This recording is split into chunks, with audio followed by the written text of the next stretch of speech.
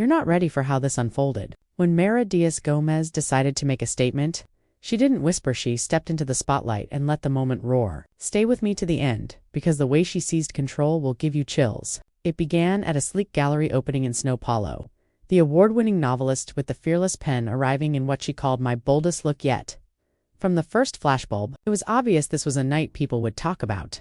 Her dress was a study in audacity and intention. Gossamer thin silk, with near-weightless panels tracing her silhouette and artful, translucent sections that left very little to decode. She kept the styling surgical scarlet lip, pared-back heels, so the design could do the talking. As she turned for the cameras, the reflective lighting skimmed across those sheer planes, revealing glints and curves like a living sketch. For a heartbeat, you could see hesitation touch her eyes, the human flicker beneath the headline. Then came the gasp. A subtle gust from an industrial fan teased one side of the gown and lifted it beyond what the designer planned. Time thinned. Mayra paused, drew one measured breath, and reset the frame. No scramble, no retreat, just a slow smile and a level gaze straight into the lens that said, "I'm writing this scene." Chin high, shoulders settled. She pivoted into a pose so composed it alchemized a near mishap into a fashion signature.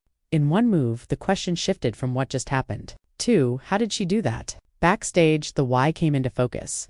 Mayra explained that she chose the look to crack open an old rule, that authors, especially women, should hide behind layers, whether cloth or caution. "We're trained to be safe, to stay covered, to soften the edges," she told reporters in her calm, unflinching cadence. "My work tells uncomfortable truths.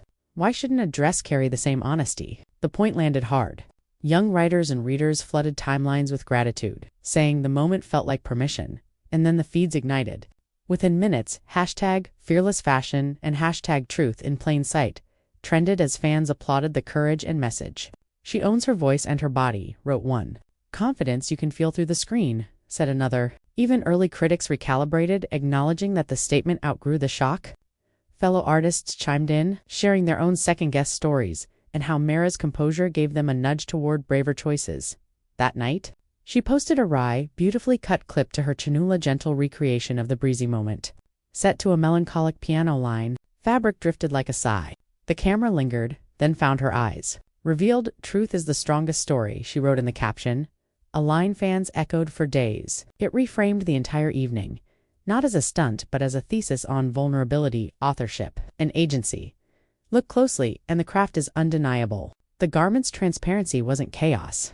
It was choreography, negative space as punctuation, silk as sentence structure. The makeup was restrained, the palette minimal, so expression could carry the weight. Even her micro-movements read intentional, the measured inhale, the grounded stance, the half-smile that steadied the room. That's why the stills feel like sculpture rather than spectacle. The subject wasn't exposure, it was control. If Mayra's fearless reveal lit a fire under you, don't miss what's next. In my upcoming video, I'm breaking down 3 more times public figures flipped near disasters into defining moments and how to borrow their poise for your own big day. Before you go, tap like if this story hit home, subscribe for more bold, creative comeback tales, and ring the bell so you never miss a beat of inspiration. Thanks for watching, and here's to telling the truth, in fabric and in life, with your chin up and your story in your own hands.